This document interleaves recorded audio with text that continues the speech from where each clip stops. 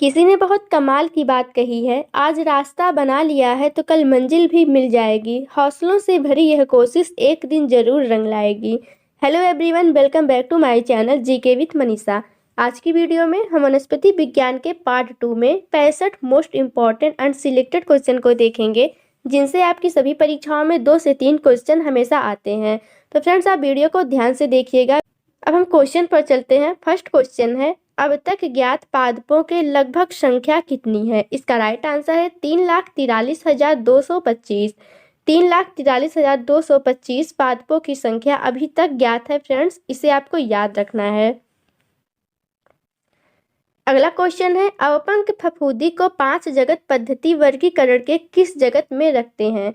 Friends, इसका right answer है protista. और 5 जगत पद्धति को आर.एच. व्हिटेकर नामक साइंटिस्ट ने पारित किया था, जिसमें 5 जगत पाए जाते हैं, जिसमें से अवपंक फफूंदी को प्रोटिस्टा जगत में रखा गया है, इसे आपको याद रखना है।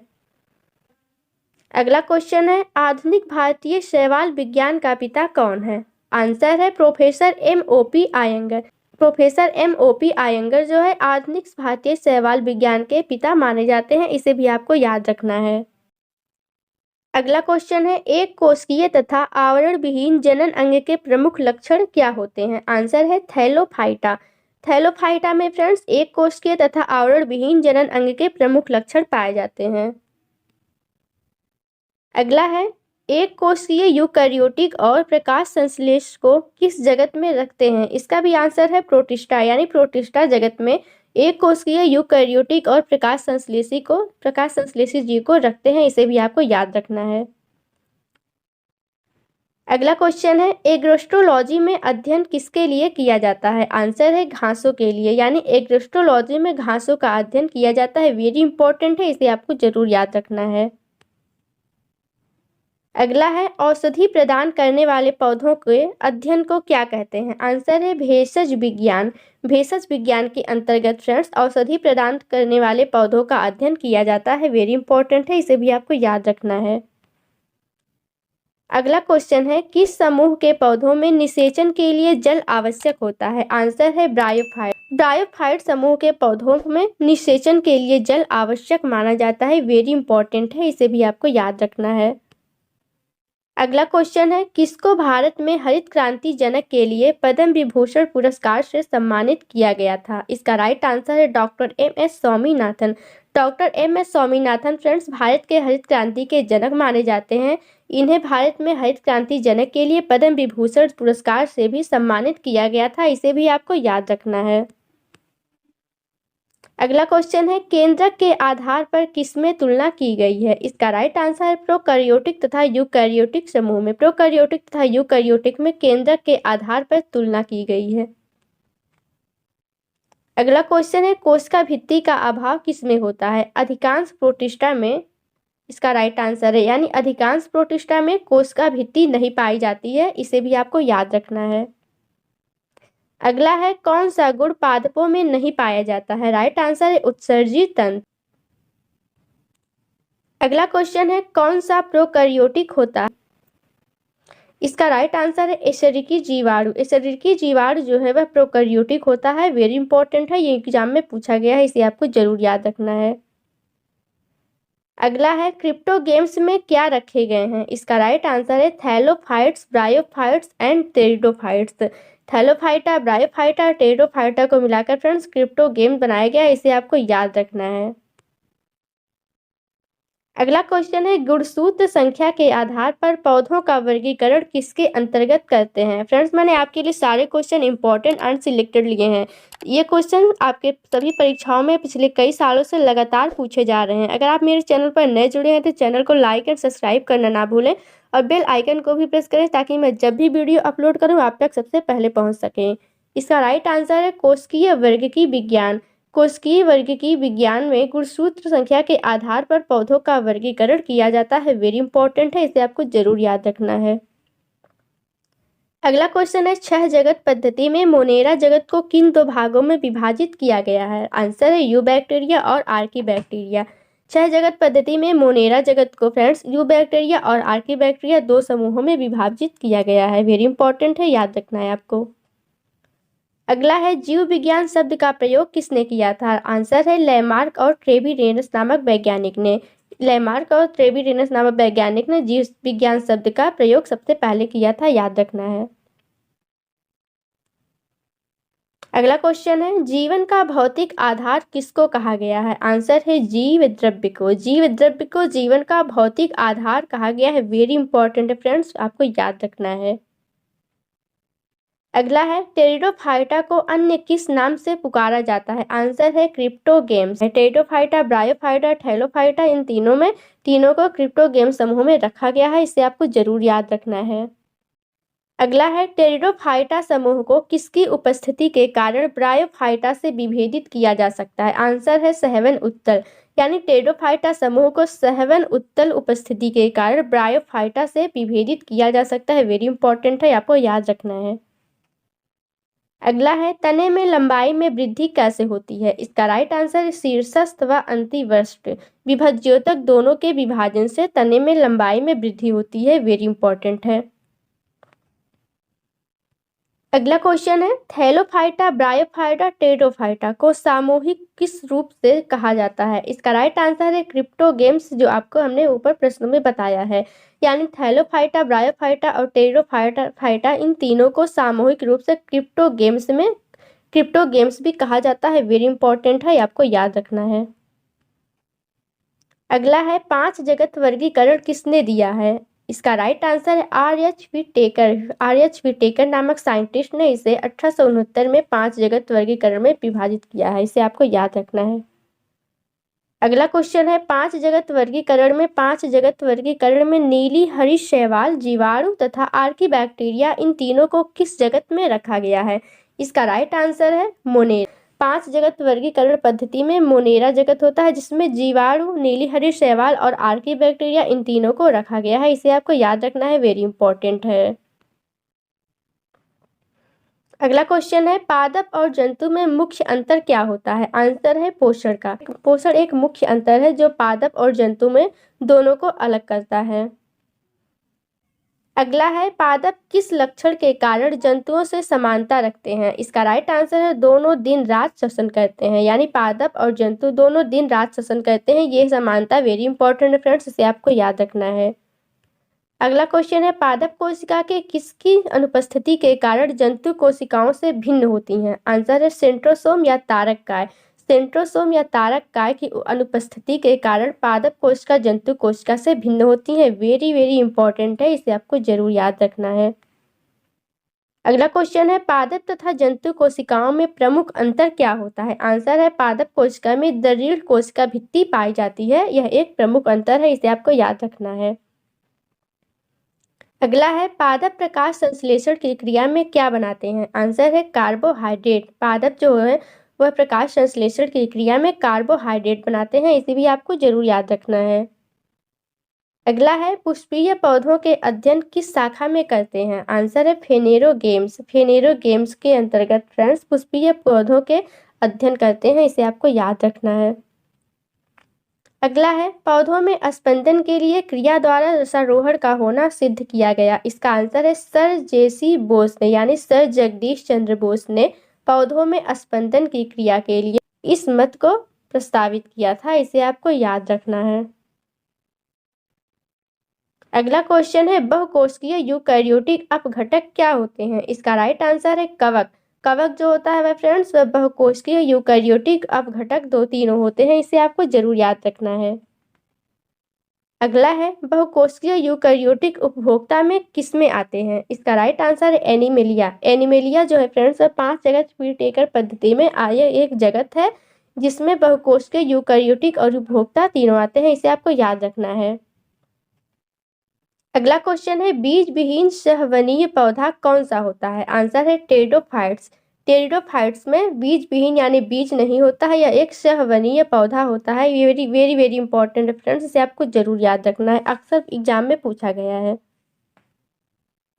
अगला है बीरबल साहनी इंस्टीट्यूट ऑफ पालियोबॉटनी कहाँ स्थित है? इसका आंसर है लखनऊ में। लखनऊ में बीरबल साहनी इंस्टीट्यूट ऑफ पालियोबॉटनी स्थित है। इसे भी आपको याद रखना है। अगला है ब्रह्म जीव विज्ञान के अंतर्गत अध्ययन क्यों करते हैं? इसका आंसर है क्योंकि अन्य ग्रह पर जीवन है। ब्रह्म जीव विज्ञान के अंतर्गत अन्य ग्रह पर जीवन है, इसका अध्ययन करते हैं। वेरी इंपॉर्टेंट है, आपको याद रखना है। अगला है, भारत के किस वैज्ञानिक को कोशिका विज्ञान और कोशिका आनुवंशिकी के लिए पद्म विभूषण से सम्मानित किया गया था? इसका आंसर है डॉक्टर अरुण कुमार को। डॉक्टर अरुण कुमार को फ्रेंड्स, यह एक भारत के वैज्ञानिक हैं जिन्हें कोशिका विज्ञान और कोशिका आनुवंशिकी के लिए पद्म विभूषण से सम्मानित किया गया था। वेरी वेरी इंपॉर्टेंट है, इसे आपको याद रखना है। अगला क्वेश्चन है, भारत के किस वैज्ञानिक को भारतीय जीवाश्म वनस्पति विज्ञान का जनक कहते हैं? आंसर है प्रोफेसर बीरबल साहनी। प्रोफेसर बीरबल साहनी को भारत के वैज्ञानिक है, इन्हें भारतीय जीवाश्म वनस्पति विज्ञान का जनक कहा जाता है। अगला है, भारत के गेहूं के काले कीट रोग संबंधी खोजों के लिए कौन प्रसिद्ध है? आंसर है डॉक्टर केसी मेहता। डॉक्टर केसी मेहता भारत में गेहूं के काले कीट रोग संबंधी खोजों के लिए जाने जाते हैं। वेरी वेरी इंपॉर्टेंट है, इसे भी आपको जरूर याद रखना है। अगला है, भारत में हरित क्रांति किस दौरान हुई थी? इसका राइट आंसर है 1960 में। फ्रेंड्स, भारत में हरित क्रांति के जनक डॉक्टर एम.एस. स्वामीनाथन माने जाते हैं। इन्होंने हरित क्रांति 1960 में की थी, इसे भी आपको याद रखना है। अगला है, भारतीय ब्रायोफाइटा विज्ञान के जनक कौन थे? आंसर है professor SR. Kashyap. Professor SR. Kashyap भारतीय ब्रायोफाइटा विज्ञान के जनक थे, इसे भी आपको याद रखना है। अगला है, भारतीय भ्रूण विज्ञान का पिता किसे कहते हैं? आंसर है professor P Maheshwari. Professor P Maheshwari को भारतीय भ्रूण विज्ञान का पिता कहा जाता है। अगला है, भ्रूण अनुपस्थिति किस में होता है? फ्रेंड्स, अगर आपको मेरी ये वीडियो अच्छी लग रही हो तो आप वीडियो को लाइक एंड सब्सक्राइब जरूर करें और वीडियो के प्लेलिस्ट में जाकर इससे रिलेटेड सभी वीडियो को जरूर देखें। इसका राइट आंसर है शैवाल में, यानी भ्रूण अनुपस्थिति शैवाल में होती है। शैवाल में भ्रूण नहीं पाया जाता है, इसे भी आपको याद रखना है। अगला है, मिट्टी विज्ञान में अध्ययन किसका किया जाता है? आंसर है मिट्टी का, यानी पीडोलॉजी। पीडोलॉजी में मिट्टी का अध्ययन किया जाता है, इसे भी आपको याद रखना है। अगला है, व्हिटेकर ने 5 जगत वर्गीकरण किस सन में दिया था? इसका राइट आंसर है सन 1969 में। व्हिटेकर ने 5 जगत पद्धति का वर्गीकरण सन 1969 में दिया था, इसे भी आपको याद रखना है। अगला है, वंशागति के नियमों का अध्ययन कैसे करते हैं? आंसर है आनुवंशिकी विज्ञान की आनुवंशिकी में। आनुवंशिकी विज्ञान आनुवंशिकी में वंशागति के नियमों का अध्ययन करते हैं, इसे आपको याद रखना है। अगला क्वेश्चन है, वनस्पति विज्ञान की किस शाखा के अंतर्गत वृक्षों की आयु का अध्ययन करते हैं? आंसर है ध्रुव कालानुक्रमण। ध्रुव कालानुक्रमण शाखा के अंतर्गत जो एक वनस्पति विज्ञान की शाखा है, इसमें वृक्षों की आयु का अध्ययन किया जाता है। फ्रेंड्स, वेरी इंपॉर्टेंट है, आपको याद रखना है। अगला है, वनस्पति विज्ञान की किस शाखा में अच्छी नस्लों तथा अच्छे बीजों का अध्ययन करते हैं? आंसर है पादप प्रजनन विज्ञान। वनस्पति विज्ञान की पादप प्रजनन विज्ञान शाखा के अंतर्गत अच्छी नस्लों तथा अच्छे बीजों का अध्ययन किया जाता है, ये भी इंपॉर्टेंट है, आपको याद रखना है। अगला क्वेश्चन है, वनस्पति विज्ञान की किस शाखा में कोशिका संरचना का अध्ययन करते हैं? आंसर है कोशिका विज्ञान, यानी कोशिका विज्ञान। वनस्पति विज्ञान की कोशिका विज्ञान शाखा के अंतर्गत कोशिका संरचना का अध्ययन किया जाता है। वेरी वेरी इंपॉर्टेंट फ्रेंड्स, इसे आपको याद रखना, यानी सेल बायोलॉजी। अगला है, वनस्पति विज्ञान की किस शाखा में वनों के विकास का अध्ययन करते हैं? आंसर है वनवर्धन में। वनवर्धन शाखा के अंतर्गत वनों के विकास से रिलेटेड अध्ययन करते हैं। फ्रेंड्स, ये भी इंपॉर्टेंट है, आपको याद रखना है। अगला है, वनस्पति विज्ञान की किस शाखा में सब्जियां प्रदान करने वाले पौधों का अध्ययन करते हैं? आंसर है ओलरी कल्चर। वनस्पति विज्ञान की ओलरी कल्चर शाखा में फ्रेंड्स सब्जियां प्रदान करने वाले पौधों का अध्ययन किया जाता है, ये भी इंपॉर्टेंट है, जिसको आपको जरूर याद रखना है। अगला है, वनस्पति विज्ञान की वह कौन सी शाखा है जिसमें सजीव क्रियाओं तथा कार्य का अध्ययन किया जाता है? आंसर है कार्यकी विज्ञान। कार्यकी विज्ञान के अंतर्गत सजीव क्रियाओं तथा कार्य का अध्ययन किया जाता है। वेरी वेरी इंपॉर्टेंट है, इसे आपको जरूर याद रखना है, आपके कई परीक्षाओं में यह क्वेश्चन लगातार पूछा गया है। अगला क्वेश्चन है, वनस्पति विज्ञान की वह शाखा जिसमें मिट्टी का अध्ययन करते हैं वह क्या है? मिट्टी विज्ञान, यानी पीडोलॉजी।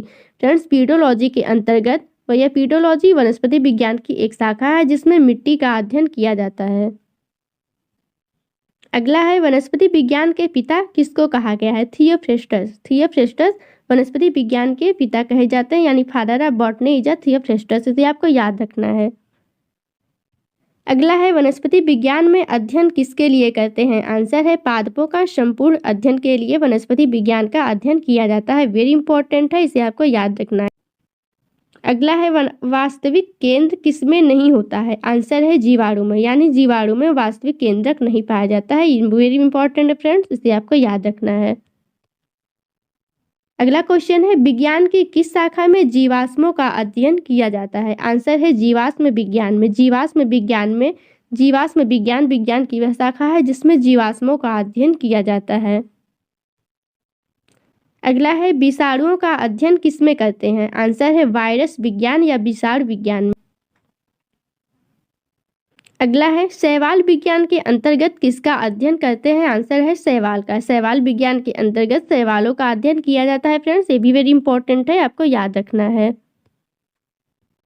अगला क्वेश्चन है शोभाकारी पादपों के संवर्धन व अध्ययन को क्या कहते हैं? आंसर है फ्लोरिकल्चर। वेरी वेरी इंपॉर्टेंट है फ्रेंड्स, आपकी सभी परीक्षाओं में अक्सर पूछा गया ये क्वेश्चन है। शोभाकारी पादपों के संवर्धन व अध्ययन के लिए फ्लोरिकल्चर शाखा का अध्ययन किया जाता है, इसे आपको याद रखना है। अगला है सजीव के प्रमुख लक्षण क्या होते हैं? आंसर है जीव द्रव्य। जीव द्रव्य फ्रेंड्स सजीव में पाया जाता है, जो एक सजीवों का प्रमुख लक्षण है। वेरी इंपॉर्टेंट है, इसे भी आपको याद रखना है। अगला है साइकस के भ्रूण में 2 बीजपत्र होते हैं, फिर भी उसे द्विबीजपत्री में वर्गीकृत नहीं किया जाता है। इसका राइट आंसर है इसके बीजांड बीज नगन होते हैं। फ्रेंड्स ये क्वेश्चन बहुत ज़्यादा इंपॉर्टेंट है, ये भी आपकी परीक्षा में लगभग कई बार पूछे गए हैं। यानी साइकस के भ्रूण में 2 बीजपत्र होते हैं, लेकिन उसके बीजांड जो होते हैं वो नग्न होते हैं, इसलिए उन्हें द्विबीजपत्री में नहीं रखा गया है, इसे आपको याद रखना है। अगला है सूक्ष्म जैविकी या सूक्ष्म जीव विज्ञान में अध्ययन क्या करते हैं? इसका राइट आंसर है सूक्ष्मदर्शी पादप और जंतुओं के लिए सूक्ष्म जैविकी या सूक्ष्म जीव विज्ञान का अध्ययन करते हैं। अगला है स्वच्छ जल में पाए जाने वाले पौधों का अध्ययन किस शाखा में करते हैं? आंसर है सरोवर विज्ञान। वनस्पति विज्ञान की सरोवर विज्ञान शाखा के अंतर्गत स्वच्छ जल में पाए जाने वाले पौधों का अध्ययन किया जाता है फ्रेंड्स, ये भी वेरी इंपॉर्टेंट है, इसे भी आपको जरूर याद रखना है।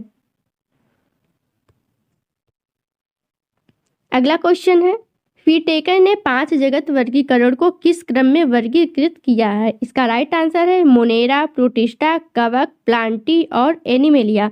यानी आर.एच. व्हिटेकर ने 5 जगत प्रणाली को सन 1969 में पारित किया था।